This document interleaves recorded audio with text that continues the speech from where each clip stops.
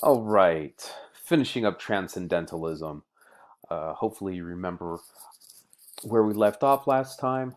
So, some of the basic beliefs of Transcendentalism include that God is within each person and in nature. So, there's this sense of the divine in everything in nature and everything in every person. Now, I'm sorry, I know that there was some weird clicky, staticky noise, so I'm going to try to get around that this time. I know I'm a bit of a fidgeter when I do this. Come on, buddy. Are you in there? All right. So, and again, think about how that differs from other religious traditions where God is perfect, all knowing, all powerful, and humans are fallen and filled with sin and degradation and are foul or are only kept out of hell by God's will, by God just deciding at any second not to snap the spider web with his finger. Um, Sinners in the hands of an angry God, right? That kind of thing. So this is a very, very stark departure, especially from Calvinism, um, which, like I said, basically posits that, human beings are foul and degraded and broken instead of divine. So it's a very different starting point. And here's the other really important part. Individual intuition. That is the strongest and most powerful source of knowledge. It's also the highest source of knowledge. In other words, it's your subjective understanding of the world, your subjective experience and knowledge, um, and reaction to things. Now, this is totally in contrast to objective empiricism, scientific method, what people can all agree on as far as what they are observing. Now, what you experience through your internal consciousness, through yourself, through your me or your ego or whatever you want to call it, that is the number one highest source. So it's very, very different. And you can see how it is a reaction against Enlightenment thinking. And this intuition that there's this individual inborn trait in every person leads to this optimistic emphasis on individualism, doing what is dictated by your intuition, and also a sense of self-reliance, and also rejection of traditional authority. So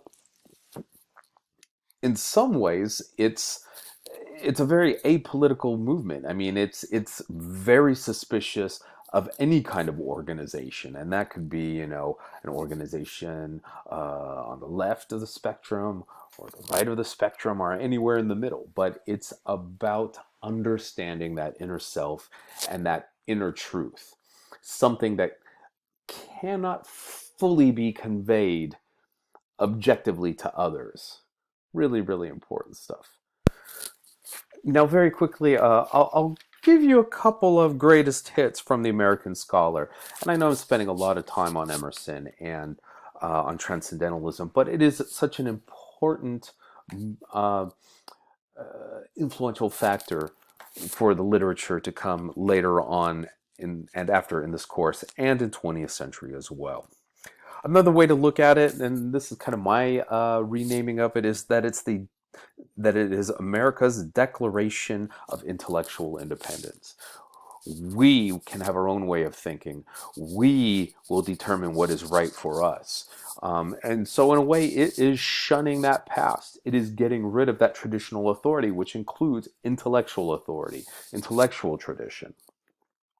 So, he's got a lot going on here. If you look at page 211,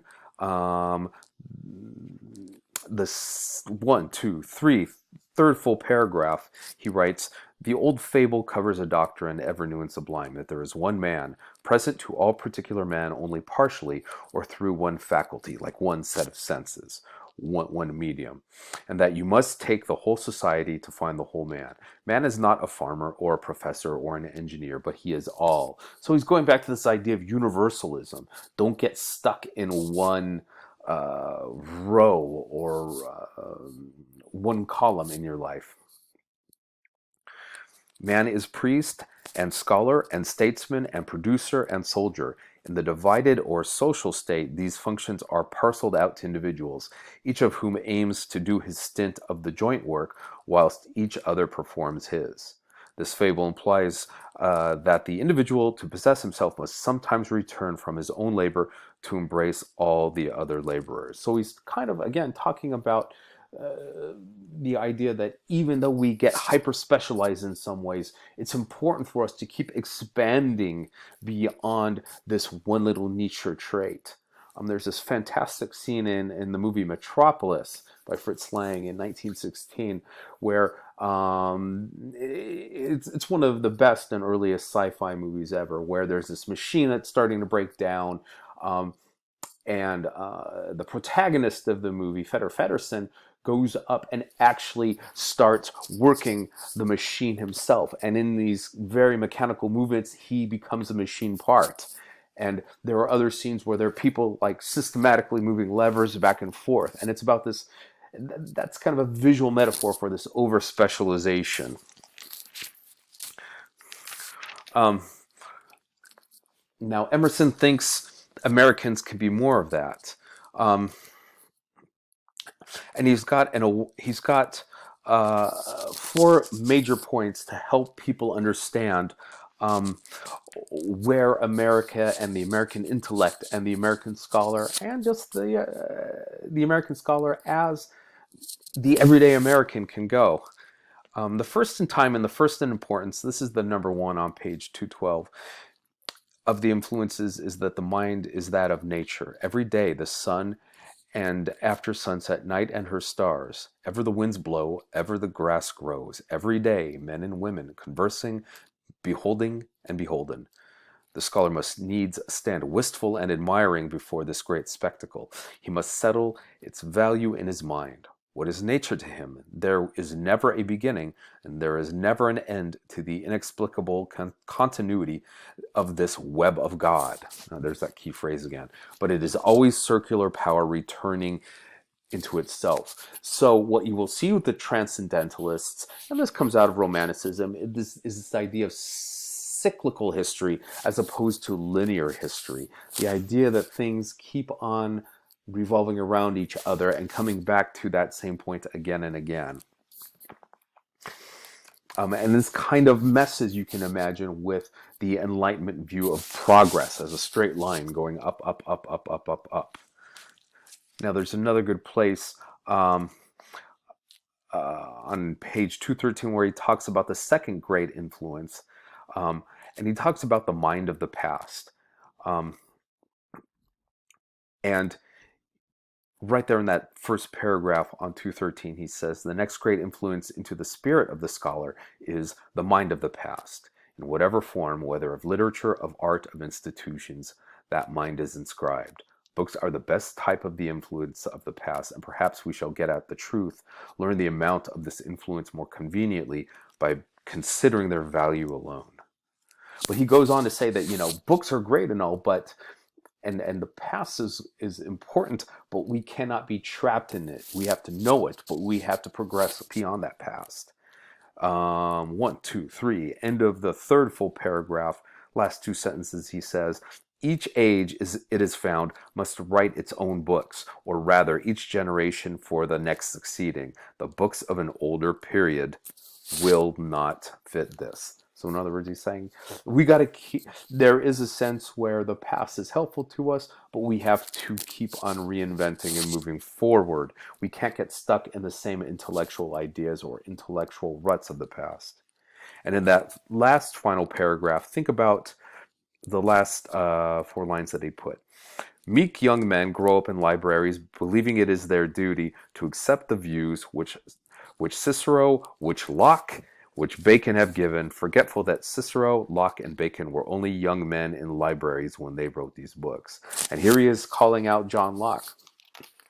And that's not super surprising, given that Locke is so important to the Enlightenment and his notion of reason as the highest form of knowledge as opposed to that individual intuition we were talking about. And here he talks about the danger of getting too caught in those books of the past. This is continuing on to page 214 at the very top. Hence, instead of man thinking, we have the bookworm. Hence, the book-learned class who value books as such, not as related to nature and the human constitution, but as making a sort of third estate. And by third estate here, he basically means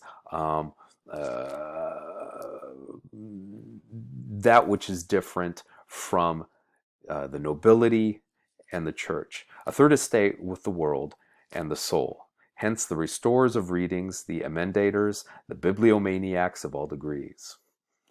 And okay, so people like books too much, but he says this is a huge problem. This is bad. This is worse than it seems. Books are the best of things, well used. Books are the best of things well used, abused among the worst. I think we can agree to that sentiment. What is the right use? What is the one end which all means go to effect? They are for nothing but to inspire. I had better never see a book than to be warped by its attraction clean out of my own orbit and made a satellite instead of a system. The one thing in the world of value is the active soul, the soul, free, sovereign, active. So you see how he's going about all this. He's basically saying, look, I'm not here to orbit around some other book or some other thinker. I am to be my own center. I am to create through my own intuition my understanding of the world, of nature, of the universe, if you want to put it that way. And again, this is very different from that very scientific and reason-based enlightenment thinking that we've talked about before. Where's my little guy? There he is. And the third big point that Emerson is making about what a scholar should be like, what a forward-thinking American scholar should be like. And this concludes any students, really. It doesn't have to be somebody who is just somebody who studies all their life, but anybody who's pursuing knowledge. This is Roman numeral 3, last partial paragraph on 215. There goes in the world a notion that the scholar should be a recluse, a valetudinarian. That means an invalid here, as unfit for any handiwork or public labor as a penknife for an axe. The so-called practical men sneer at speculative men, the scholars, right? As if because they speculate or see, they could do nothing. I have heard it said that the clergy, who are always more universally than any other class the scholars of their day, are addressed as women, that the rough, spontaneous conversation of men they do not hear, but only a mincing and diluted speech. There's a strange gendered hierarchy going on here that is a bit uncomfortable, but I don't think he's saying that women are less than men, but that scholars or the clergy are seen as women because women are also subordinates, and scholars are considered subordinates to active, spontaneous men or people in general. They are virtually disenfranchised, and indeed there are advocates for celibacy. Oh, I don't know what that part. More importantly, towards the end, he says, action is with the scholar subordinate, but it is essential. So you can't just be a bookworm. You've got to have action. Think about the relationship between knowledge and learning and communicating that knowledge, teaching, or being an activist, using your knowledge to improve nature, to improve the world, to connect with others. With action with the scholar action is with the scholar subordinate, but it is essential. Without it, he is not yet man. And here he's using man. That was the standard at the time, but I think he would be fine understanding what we would say as human. Without it, thought can never ripen into truth. Whilst the world hangs before the eye as a cloud of beauty, we cannot even see its beauty. Inaction is cowardice, but there can be no scholar without the heroic mind. The preamble of thought, the transition through which it passes from the unconscious to the conscious, is action. Only so much do I know as I have lived. Instantly we know whose words are loaded with life and whose are not. So he's saying in some ways being a good scholar is a form of action, but it's got to go even further than that. How are we doing for time? It's almost done.